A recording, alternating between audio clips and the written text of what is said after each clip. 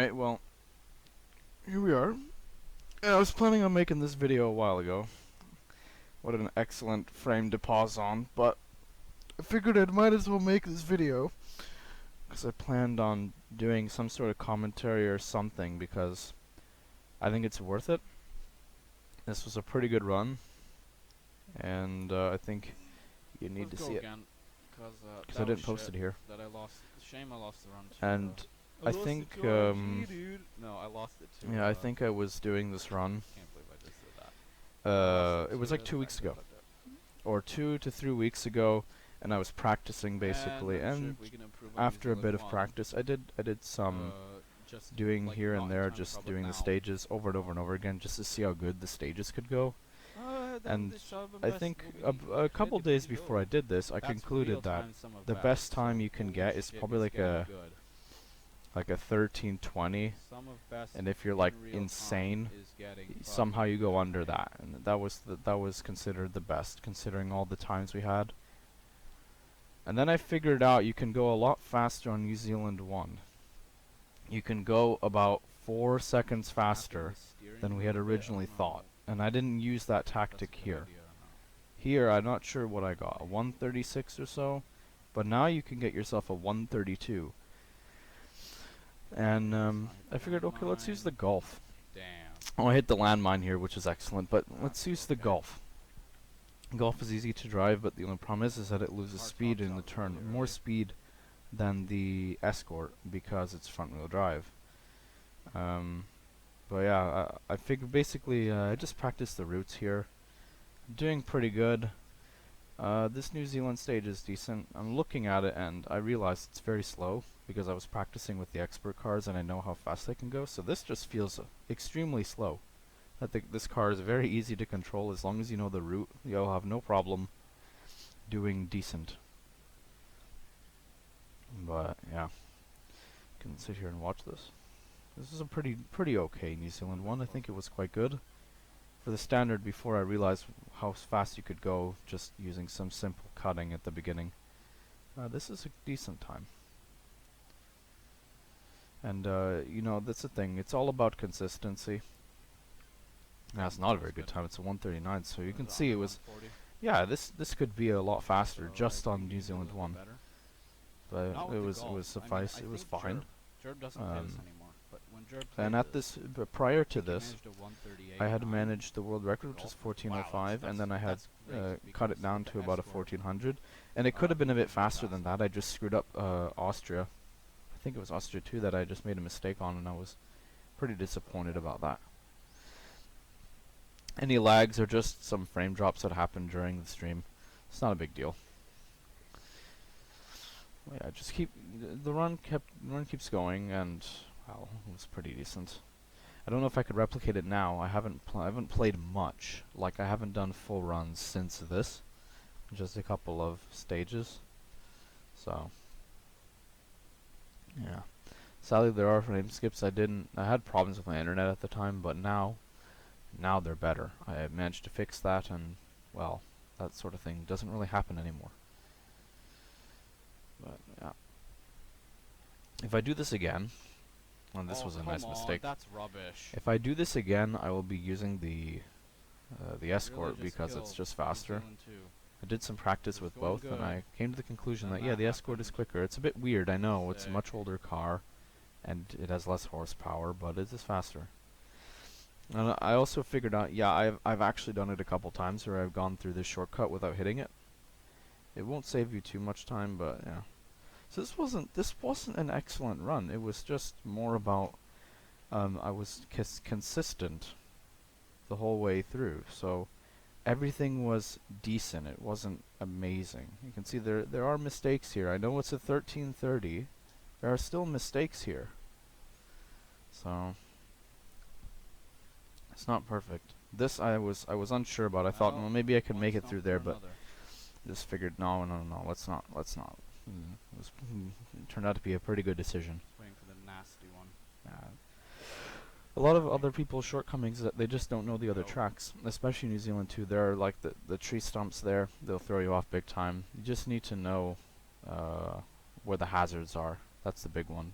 Like if you bump off some turns, that's not a big deal. It's just the hazards. You don't want to hit them. Yeah, this was a good time. I think it was. It was like a 17 or so. It was a pretty good run. This one. Did I say Yeah, not I nearly think as I've beaten good? it at this point. I think I got like What am I a smoking? like a Because 213 or this New something. Zealand 2 time 212 is even. really yeah. good. Like I'm Oh, I knew this was pretty good. I was already doing really well. baffled, Somehow man. a lot better than previously. How? How is Yes, it possible? even I was pretty baffled. Dude, Honestly, I'm still how is it possible? I didn't know, like, I didn't know that it was so slow before, and we thought that was amazing, like a 14, and then I just do that, and it's like, wow, this is so much faster, and it's unbelievable. It's unbelievable. Wide. I don't know. I somehow got good at this game and managed to do it so quick. That's crazy. Don't know how I did it, but I did.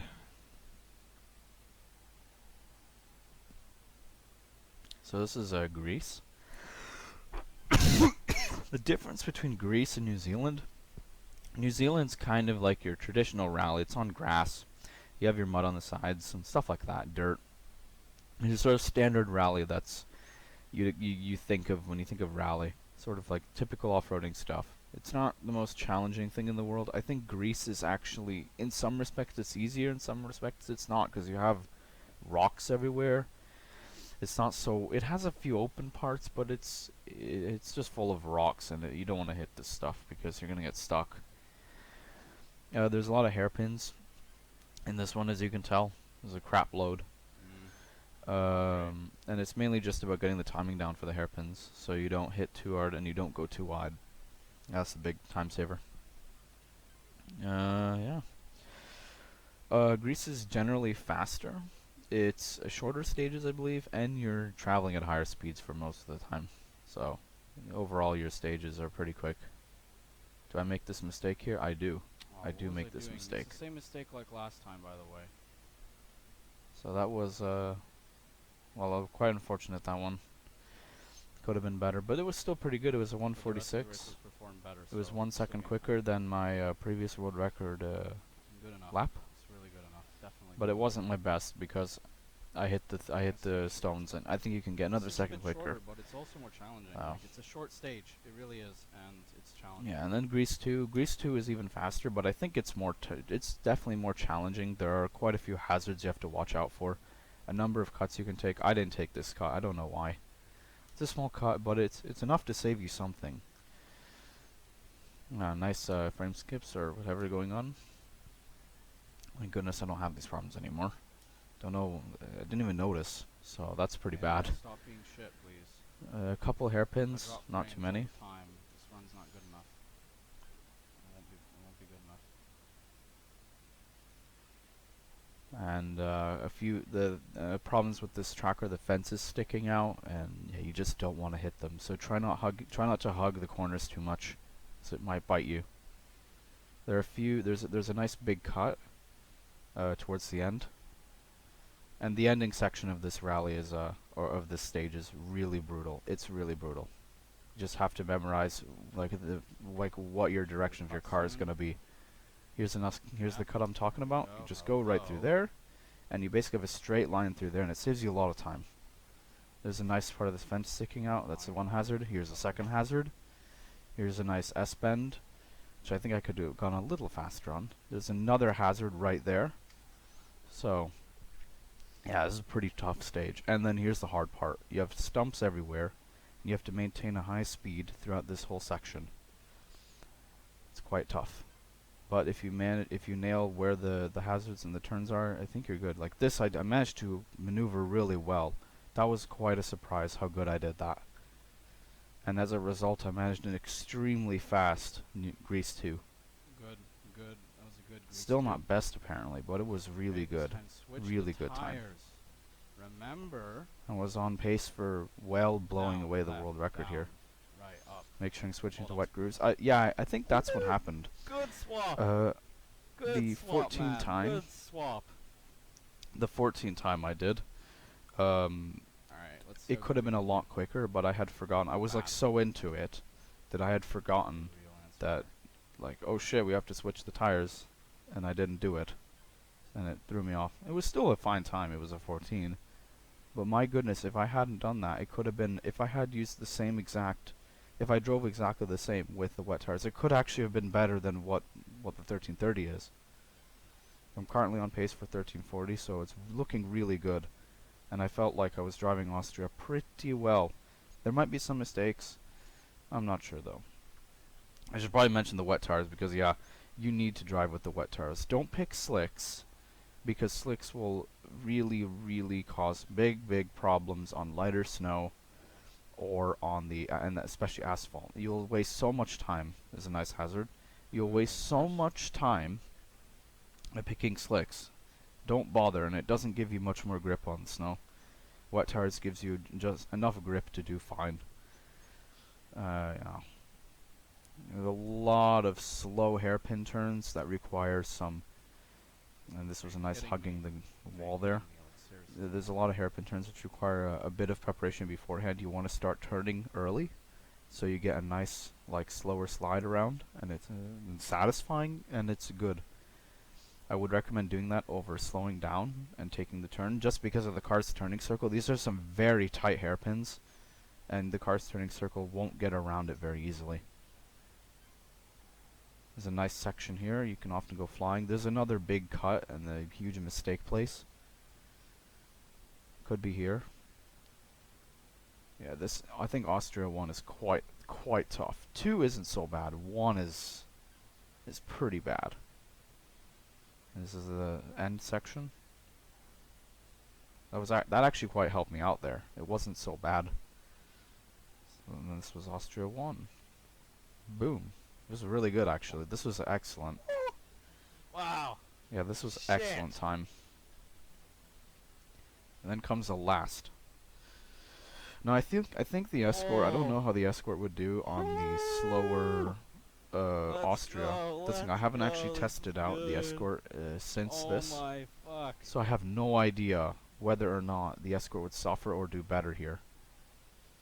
Perhaps the front wheel drive does give the car more grip, and that's what you really need.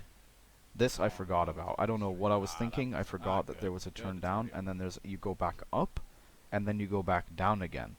So you go up and then down again. You have to really be careful there. You don't want to hit either side. It's the beginning part, man. Some hairpins. That's classic. Yeah, I think Austria's really, this one is really just about making as little mistakes as possible. Just having a decent line through everything, making sure you know the track enough, not making too many mistakes. The other ones are more about going fast. Greece is more about going quickly, but this one's more about just making sure you don't hit stuff, drive okay. This part is really terrible, because there's a turn and it comes very late, and you're expecting it earlier, and you can end up crashing into the trees, and you're fucking screwed because you waste like 5 seconds. And this is the ending right here. There's actually a cut I missed right before this hairpin here. I don't know how viable it is, but it's a cut. I think if you try it, you could maybe save a second or two. Just go through the trees, go through the stumps or whatever, along the side, and you can save time. Because you don't need to turn. You just go straight into the hairpin. And this is the final section. It's on asphalt, and it's pretty quick. Even with wet tires, it's still pretty good. Try and stay on the track as much as possible, unlike what I did there. Because you want as much grip as possible here. You just do. You don't want to lose grip. You'll use so much time by not gaining any speed. And this is it. Crossed it with a 1330, and it was crazy. Absolutely insane. Oh my god! Oh! I was totally, like, for me this was crazy. Oh my god, it looked easier to I didn't know, like, it was insane. No way! So, No way! yeah. It's so good now. This run is getting so Yeah, this was good. a absolutely fucking insane time. At least I think I can beat it now, if I put enough to it. But as it stands, I don't know if I'm gonna come back to this category, because this is pretty good. Oh this my is God. a damn good time. So fucking good. It's really, unbelievable. So yeah, I think that's it. that's really it for this commentary, I guess. Just wanted to give you some commentary on how this game works and a little bit about it and how you can do better. So, yeah. Thanks for watching. I know it wasn't anything excellent. I'll put out some more interesting videos over the next week or two. Got some ideas. But yeah, for now, thanks for watching, and see you guys later.